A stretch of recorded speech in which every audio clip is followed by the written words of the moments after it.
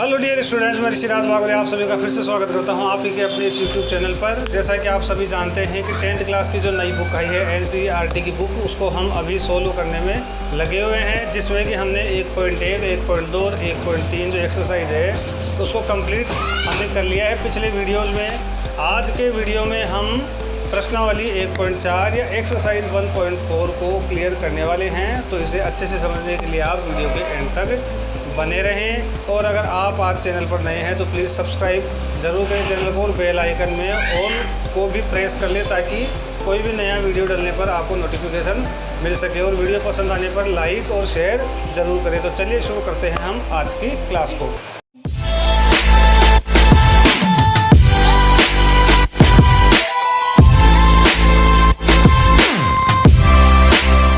तो स्टूडेंट्स 1.4 का पहला प्रश्न है, बिना लंबी विभाजन प्रक्रिया किए बताइए कि निम्नलिखित परिमेय संख्याओं के दशमलव प्रसार शांत है या अशांत आवर्ती। तो स्टूडेंट्स पहले इसका मतलब समझो कि बिना लंबी विभाजन प्रक्रिया का मतलब है भाग देना। कि जैसे मान लो ये अपने पास एक भिन्न है, मतलब बटा के रूप में एक संख्या है, ये अंश है, ये हर है। इस हर का आपको अंश में भाग लगाना है और भाग लगाकर भाग लगाना नहीं है, भाग जब हम लगाकर देखते हैं तो हमें पता लग जाता है कि ये जो भाग है ये कैसे जा रहा है, मतलब दशमलव में जाएगा। वैसे सीधा सीधा में दिख रहा है कि ऊपर की संख्या छोटी है, नीचे की संख्या बड़ी है, तो पॉइंट तो इसमें आने वाला है। लेकिन पॉइंट के बाद में कई बार भाग पूरा चला जाता है, या कई बार क्या होता है कि पॉइंट के बाद में भाग पूरा नहीं जाता, बल्कि बार बार में किसी संख्या का रिपीटेशन चलता रहता है, रिपीट होती रहती है। तो यहाँ पर हमें क्या कि बिना भाग दिए ये बताना है कि ये जो संख्या है इसका दशमलव प्रसार शांत, यानी पॉइंट के बाद खत्म हो जाता है भाग, या अशांत आवर्ती, मतलब बार बार में पॉइंट के बाद में किसी संख्या की रिपीटेशन होती है। तो इसको हमें कैसे बताना है, ये बताने के लिए हमें स्टूडेंट्स क्या करना आना चाहिए। अभाज्य गुणनखंड जो हमने 1.2 में सीखे थे, अगर जैसे मान लो आपने नहीं सीखे हैं तो 1.2 वाला जो वीडियो है उसको आप देखकर उसे सीखें। वैसे तो हम इसमें भी करने वाले हैं, तो इससे भी आप सीख सकते हैं, और आप उससे भी अगर उसको देख कर भी सीखेंगे तो ज़्यादा बेटर तरीके से सीख पाएंगे। तो 31-25 है अपने पास में इसका हर, तो हम क्या करेंगे 31-25 का अभाज्य गुणनखंड करेंगे सबसे पहले। तो अभाज्य गुणनखंड जब हम करेंगे इसका, तो इसमें हमें भाग लगाना है। जैसे सबसे छोटी संख्या का लगाएंगे, जैसे मान लो 2 का लगाए, लेकिन 2 का इसमें नहीं लगेगा भाग। 2 का क्यों नहीं लगेगा, क्योंकि यहाँ पर आखिरी में 5 है जो एक विषम संख्या है। तो 3 का 5 और 2 7, 7 और 1 8, 8 और 3 11, 11 में 3 का भाग नहीं जाता, तो इसमें भी 3 का भाग नहीं जाएगा।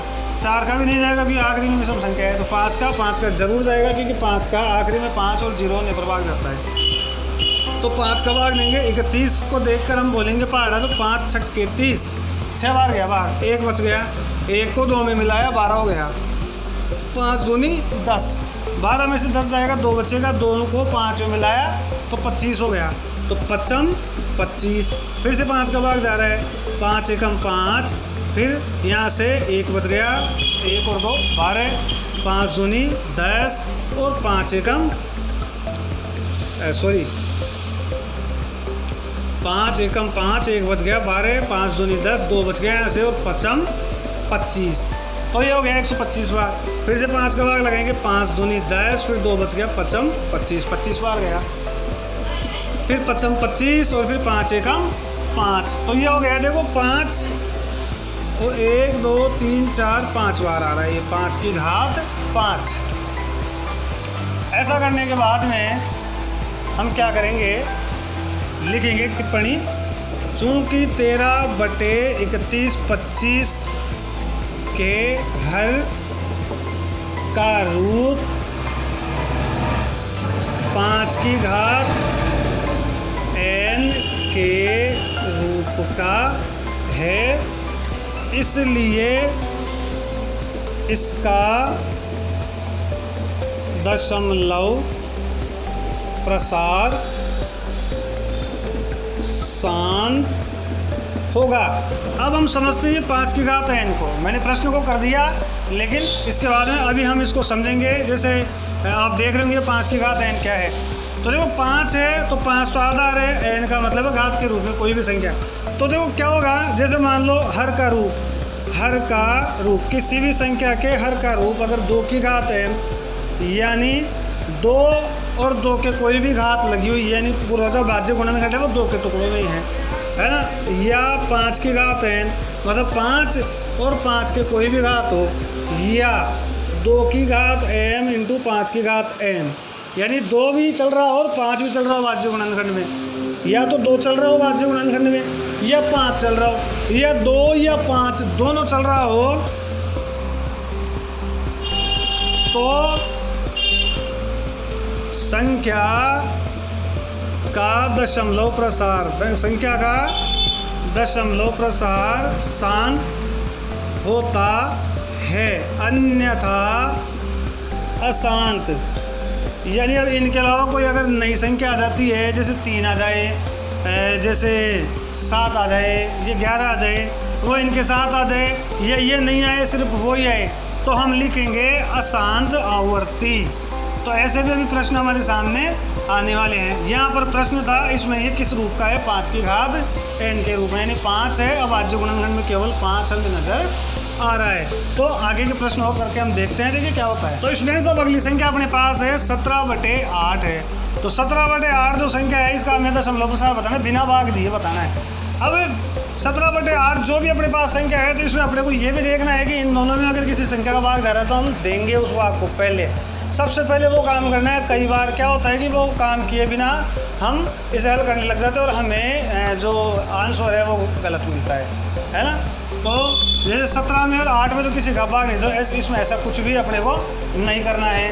तो हमें करना क्या है, 17/8 में अपने को 8 के भाज्य गुणनखंड करने हैं। 8 के भाज्य गुणनखंड, तो 2 चौके 8, 2 दूनी 4 और 2 एकम 2, यानी ये हो गया 2 की घात 3। तो अब यहाँ पर अपन क्या टिप्पणी लिखेंगे कि चूँकि 17/8 के हर का रूप 2 की घात m के रूप का है, इसलिए इसका दशमलव प्रसार शांत होगा। ऐसे ही देखिए तीसरी संख्या हम देखते हैं क्या है अपने पास में, 64/455। तो 64/455 इन दोनों में आप पहले ये देखें कि किसी संख्या का भाग जाता है क्या। जैसे मेरे को तो अभी लग रहा है कि नहीं रहेगा। ज़्यादा से ज़्यादा आप 3 के लिए देख सकते हैं कि इसमें 5 का भाग तो जाएगा, इसमें किसी समसंख्या का भाग जैसे 2 का जाएगा, 4 का जाएगा, लेकिन दोनों में जाना चाहिए। 3 के लिए आप देख सकते हो 3 का भाग सब में भी जाता है, सब में जाता। तो 6 और 4 10, 10 में 3 का भाग नहीं जाता। 5 और 5 10, 10 और 4 14, 14 में भी 3 का भाग नहीं जाता, किसी में भी नहीं जा रहा है, मतलब इसमें किसी भी संख्या का भाग नहीं जाएगा। तो 455 का हम कर लेंगे अभाज्य गुणनखंड, तो इसमें भाग जाएगा 5 का। तो देखो 5 नाम 45 और 5 एकम 5। अब जाएगा 7 का, 7 एकम 7, 2 बच गए और 7 दिया 21 और 13 एकम 13। तो ये हो गया 64/5 × 7 × 13। मतलब यहाँ पर 5 तो आ रहा है, लेकिन 5 अकेला नहीं आ रहा है। और अगर इसके साथ 2 आता तो भी कोई बात नहीं थी, लेकिन यहाँ पर एक तो 7 आ रहा है और एक 13 आ रहा है, ये दोनों अलग संख्याएं हैं।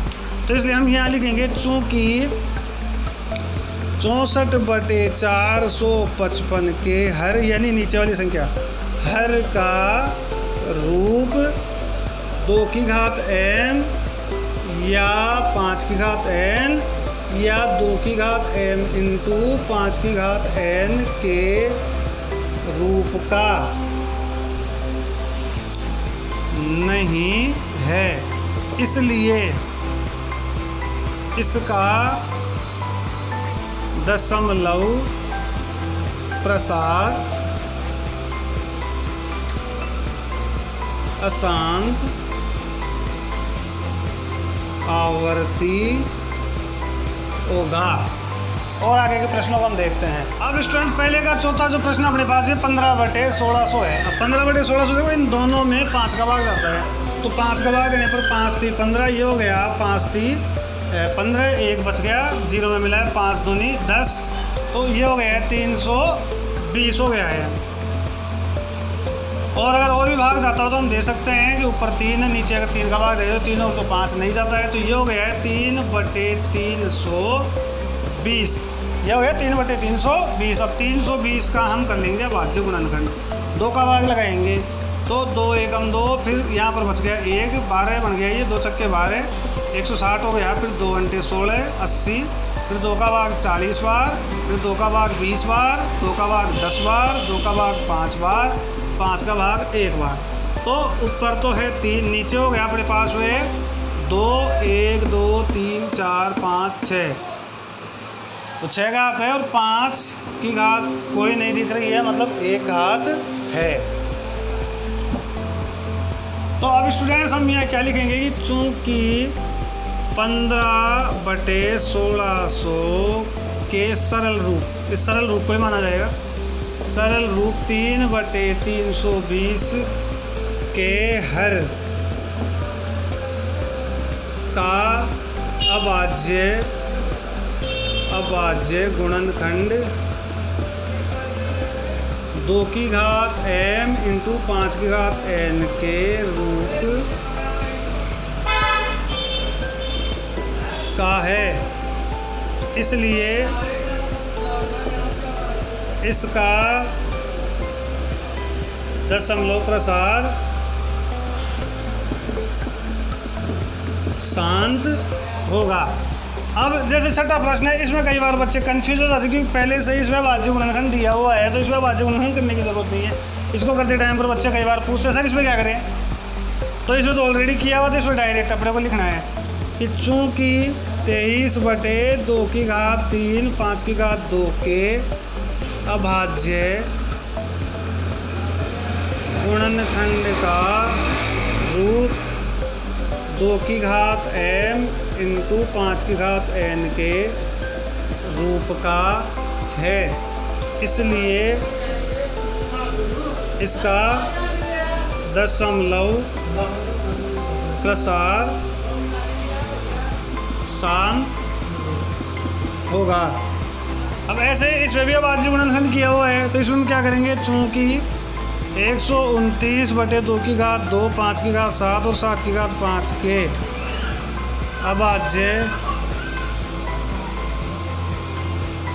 अभाज्य गुणनखंड का रूप 2 की घात m इंटू 5 की घात n या 2 की घात m या 5 की घात n के रूप का नहीं है, इसलिए इसका दशमलव प्रसार अशांत आवर्ती होगा।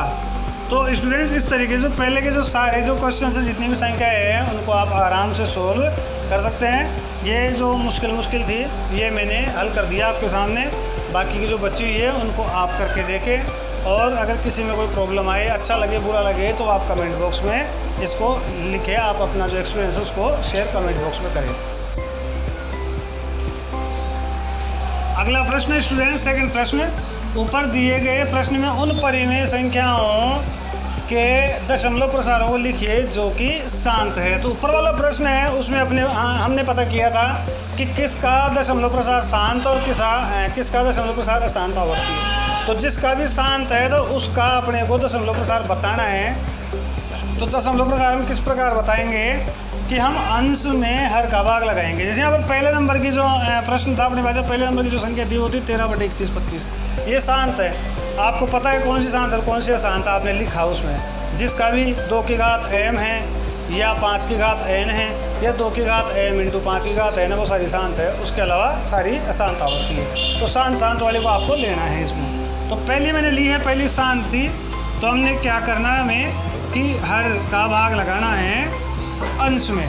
तो जैसे 31/25 का भाग लगाना अपने को 13 में, तो 13 में भाग लगाने के लिए भाई अपने को 31/25 का भाग लगाना है। तो यहाँ पर 0 लाएंगे, हम 0 लाएंगे तो यहाँ पे पॉइंट अभी भी 130 है, भाग जाएगा नहीं।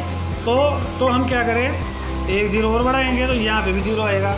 अभी 1300 बन गया, ये 3125 है, तो 3125 ज़्यादा है तो यहाँ पर 1 0 और बढ़ाएंगे तो यहाँ पे 0 आएगा। ये हो गया अपने पास 13,000।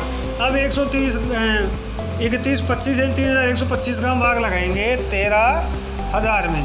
तो 130 को देखते हुए अगर अपन 31 को देखें या 13 को देखते हुए 3 का हम पारा बोलते हैं, तो 3 चौक 12, लगभग 4 बार, लगभग 4 बार। तो 4 से हम गुणा करके उसको देखते हैं। 5 चौका 20 की 0 हासिल की, 8 और 2 10 की 0 हासिल की, 1 4 4 और 1 5 और 4 3 12, 12,500 बिल्कुल सही है। 12,500 हम यहाँ पर लिख लेंगे।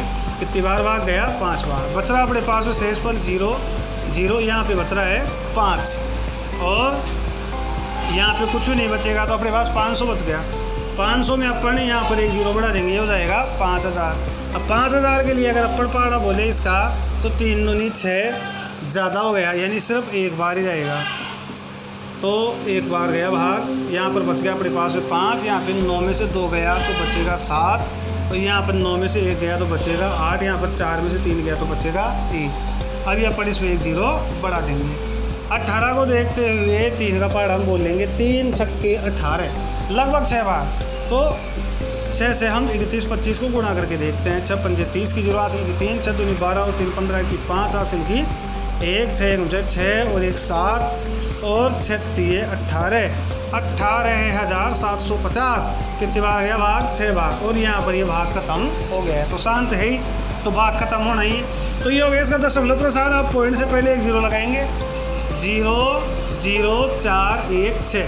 तो इस प्रकार से आपको दूसरा प्रश्न हल करना है, मतलब पहला ही प्रश्न हल करना है, दूसरे का नाम है यहाँ पे, उसमें जहाँ भी आपको शांत नज़र आ रहा है तो उसमें इस प्रकार से भाग देके आपको और ये भागफल यहाँ पे लिखना है। तो बाकी सारे जो इसके जो क्वेश्चंस है वो आप करके देखेंगे। जो भी आपका एक्सपीरियंस हो कमेंट बॉक्स में ज़रूर शेयर करें, बताएं तो सही मुझे एक बार कि आपको कैसा लगा। तो अब हम करते हैं तीसरा प्रश्न, प्रश्न नंबर 3 और इस प्रश्न वाली का आखिरी प्रश्न। स्टूडेंट्स क्या है? कुछ वास्तविक संख्याओं के दशमलव प्रसार नीचे दर्शाए गए हैं। 3 प्रश्न है, इसमें मैंने 2 उतारे यहाँ पे। निर्धारित कीजिए कि यह परिमेय संख्या है या नहीं। पहले तो आपको ये बताना है कि परिमेय संख्या है कि नहीं है।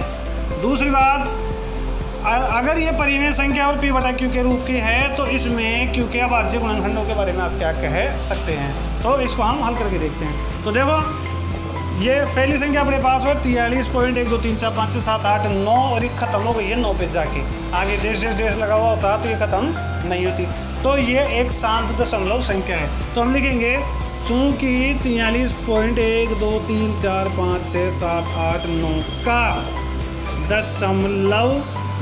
दशमलव प्रसार शांत है, इसलिए यह एक परिमेय संख्या है। जिसका दशमलव प्रसार शांत और अशांत आवर्ती होगा तो वो एक परिमेय संख्या होगी। अब हम इसके q के अभाज्य गुणनखंड के बारे में लिखते हैं। और इसलिए q, इसका q यानी इसका हर जो है वो 2 की घात m या 5 की घात n या 2 की घात m इंटू 5 की घात n के रूप का होगा। तो ये तो हो गया पहला क्वेश्चन। अब इसका सेकंड है अपने पास 0.120 1200 12 000 12 क्वाड 0, मतलब 0 बढ़ते ही जा रहे हैं। मतलब पॉइंट के बाद में और डेश तो पॉइंट के बाद दशमलव के बाद में पहली बात तो ये ख़त्म नहीं हो रही, मतलब यह शांत है। दूसरी बात क्या है इसमें कि बार बार में जो रिपीटेशन है वो अलग ही संख्या का हो रहा है। जैसे एक बार 120 है, एक बार 1200, फिर 12,000, फिर 1,20,000, तो रिपीटेशन नहीं हो रही है। तो हम यहाँ लिखेंगे चूँकि 0.120 1200 12 000 12 क्वाड 0 मतलब 4 0 का दशमलव प्रसार अशांत भी है और अनावर्ती भी है। आवर्ती भी नहीं हो रही है, अशांत अनावर्ती है, इसलिए यह है एक अपरिमेय संख्या है। यानी दशमलव प्रसार जब अशांत अनावर्ती हो तो अपरिमेय, बाकी रूप में परिमेय, मतलब शांत में भी परिमेय और अशांत आवर्ती में भी परिमेय, लेकिन अशांत अनावर्ती हो तो अपरिमेय संख्या वो होगी। और अपरिमेय संख्या में q का कोई अस्तित्व नहीं होता है, p बटा q के रूप की वो नहीं होती है। अब इसका एक आखिरी क्वेश्चन और बच रहा है, इसी की एक संख्या है, उसको मैं आपको बताता हूँ। तो अगली संख्या स्टूडेंट्स अपने पास में है तीसरा क्वेश्चन 43.1 2 3 4 5 6 7 8 9 पूरे के ऊपर ये बार लगा हुआ है। इसका मतलब है ये पूरी की पूरी कंप्लीटली बार बार में रिपीट हो रही है। मतलब अगर इसको हम बोले तो 43.1 2 3 4 5 6 7 8 9 1 2 3 4 5 6 7 8 9 1 2 3 4 5 6 7 8 9, मतलब बार बार में रिपीटेशन इसमें चल रहा है। तो इसका दशमलव प्रसार कैसा होगा? अशांत तो है क्योंकि ख़त्म नहीं हो रहा, लेकिन ये आवर्ती इसमें बार बार किसी नंबर का रिपीटेशन हो रहा है। तो इसलिए हम लिखेंगे कि चूँकि 43.1 2 3 4 5 6 7 8 9 के ऊपर बार के का दशमलव प्रसार अशांत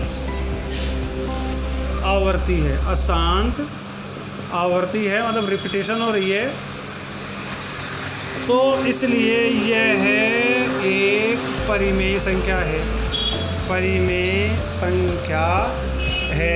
दूसरी बात, इसके क्यू का रूप, इसके क्यू का रूप 2 की घात m या 5 की घात n या 2 की घात m इंटू 5 की घात n के रूप का नहीं होगा। तो स्टूडेंट्स, ये थी पूरी की पूरी प्रश्नावली 1.4।